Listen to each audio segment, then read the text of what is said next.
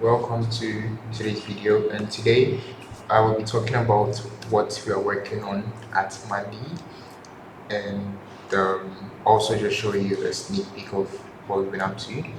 So to get started, I actually like to talk about what Mande is, right? And Mande is a smart career journal that helps you document your professional um, career. So this could be anything about how your day went on at work to big accomplishments that you've helped your team achieve, or smaller things as well. It's all just to give you insight into your professional career and how things are going. Sorry, there's a little bit of construction going on, so you might hear one or two things going on in the background. So basically, that's what Mali is, right? A tool that helps you document your um, career journey. And what we are doing with Mandi is that we realize that the the platform doesn't feel, or it doesn't give off the feeling that we want to, and that a couple of things that we feel are off with the way the platform is. So we decided to come up with the goal to redesign the whole platform from the ground up, and we kind of like set a couple of objectives that I'm not going to get into here, but then that this is just the whole idea, the whole gist of why we are doing what we are doing, right? To redesign and build Monday from the ground up, and set certain styles and a couple of components to work the way that we want them to work and feel the way that we want them to feel as well.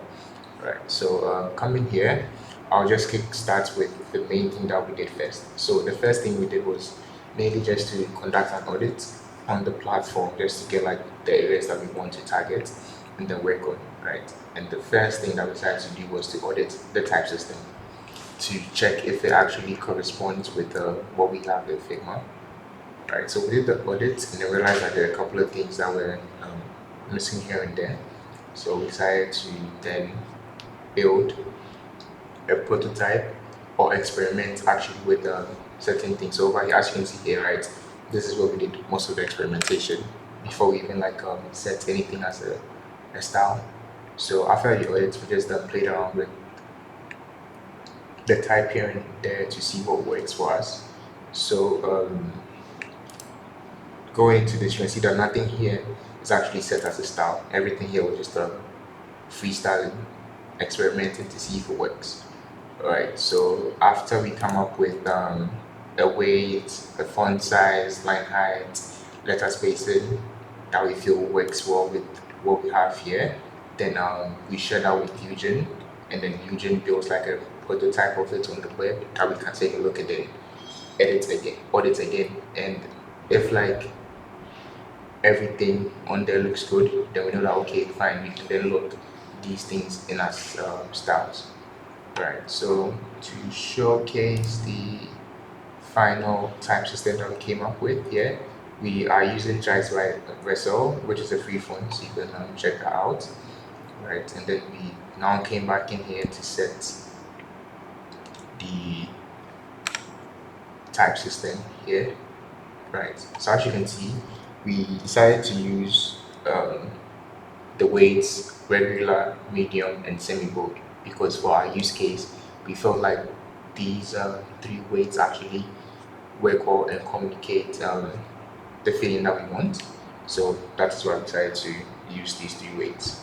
And then also with the letter spacing, the font sizes, the line height, we set everything as pixel values. We are not using percentages or anything else because we realize that pixel values are actually easier for both the design team and then the dev team to work with, right? So we can provide the dev team with the base pixel value, and then if they have to convert it to RAM or EM or something, they can do that on their end. But then it will still need to be the same values here that we are providing because from our experimentation, right, these are the values that work well with what we want to do, right? So we just come here, set everything as a style, share with Eugene, and then Eugene will then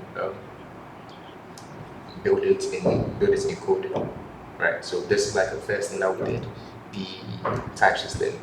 And now we can actually look at how we are developing the color system. And First, I'd like to start with how we are working with the neutral colors, so white, grays, and black, and how we actually got these colors.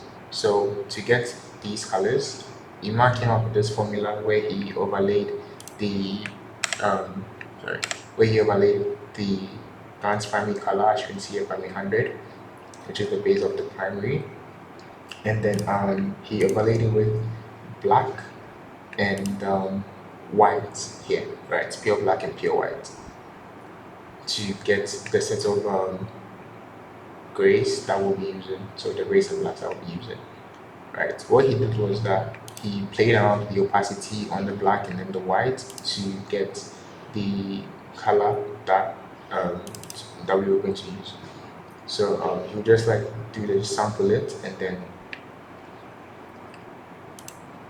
we'll just like note it down here. So as you can see, this particular black has this hue.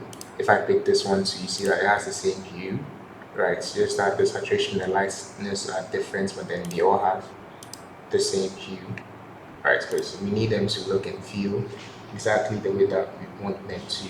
They need to feel as one system. You don't need to feel out of place, right? So that's why them having the colors having the same hue is actually like very important to us. Because if they have the same hue, they will look the same, and then they basically just work well together, right? So he came up with this formula, and that's what we used.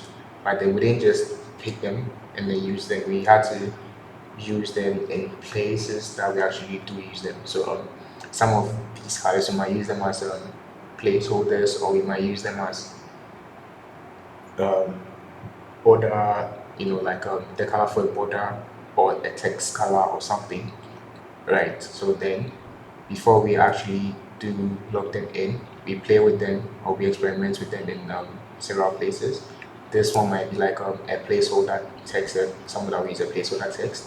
This one will be the white. This one will be like uh, a subtext or something that gives additional meaning to what's used as seen here on the screen. And also just to keep in mind, this didn't really work exactly for, or it didn't really work well for all the colors, because for some of them they might look and then feel the same, but then it might not pass on accessibility, right? So then if we use it in the components that it will be used in and it doesn't pass accessibility, we then pick and then tweak the lightness till we check with accessibility and then it passes, and I'm like, okay, cool, fine, we can look the same here, and then it'll pass. If I select this one, right, I think you see that it has passed at least double A standard out of the six, or out of the five, it passed four, and it's just the triple A that failed, right? So we can then decide to look the same as a color style, because it actually passed in the place that we are going to use it in, right? So we kind of like did all this experimentation, and then once we're comfortable with the colors that we have, we then set them as a style down here, right? So these are the neutral colors, and then the next one I'm just going to talk about the semantic colors and then the decorative colors that we have, right? And what we use them in. So as you can see here, this is like an example of a component where we use different colors to communicate different things to users, right? So you might have a red, which is an error, a yellow for warning, and a green for success, and a neutral one, also something to display information as well, right? So to get something like this, right, we can't just pick this and then from light mode and then dump it in the dark mode, because it won't work, right? It just won't work. And also these colors too, this one right over here, we can just use the same gray or this neutral color that we came up with, and then it'll wait for the neutral state, right? But then for the rest of the four states, picking, actually, if I zoom in closer, right, you can see that there's a light blue background, there's like the primary blue here, there's black, there's gray, and so on. right? So yeah, so these are like the main colors that we have here. We can't pick the same gray palettes here and then apply it to all these ones because it won't work well. I do have an example here. Oh no, bad example. Yeah, I have an example here, right?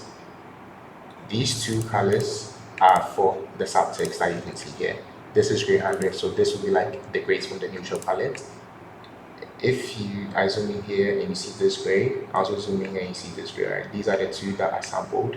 You can see that this one is the one down here. It's gray 100 and it's from the um, neutral system. If I just detach it, you can see that it has like a red hue. But then if I pick this one here, you can see that this one has a blue hue, and then the blue hue is the same as the background here. So it then kind of like blends in and works well together, right? So that's also something that we are considering for all the various semantic and then decorative colors too that we have. So if you are using it here, right, we just need to come up with all these colors. So these are like what we kind of like came up with so far, how to use it in light mode, how to use it in dark mode, and then just paying attention to the various places that we use them in. Right. This is also like another way that we use it. The previous one, you can see that we had like the black and gray text, but over here it's blue as well. So we're just considering all these things to see how they work and how they come together for both light mode and dark mode. And yeah, we just try to experiment and then see what will work for what we are doing, right? So this is basically just a brief breakdown of what we have so far or what we're working on or how we are generating our colors. So if you do have any questions, you can feel free to let me know, and I'll be happy to answer them to the best of my abilities. All right, thank you.